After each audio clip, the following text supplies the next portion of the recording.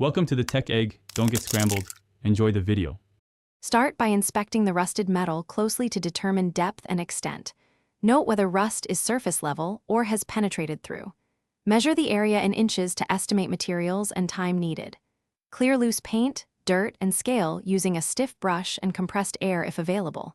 Wear gloves, eye protection, and a dust mask for safety. Cover nearby surfaces with drop cloths and tape to avoid accidental damage. Ensure good ventilation, if working indoors, to avoid fumes. Begin removing rust using a wire wheel or 80 grit sandpaper for heavy corrosion. Work in even strokes and keep the tool moving to avoid gouging the metal. After major rust is removed, switch to 120 grit sandpaper to smooth the surface and feather edges.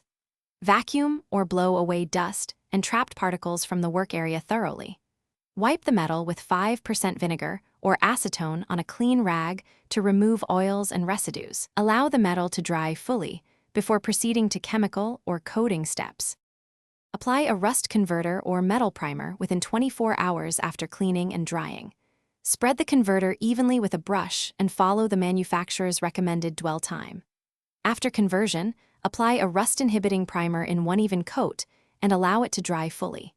Sand lightly with 220 grit paper between primer and top coat for adhesion.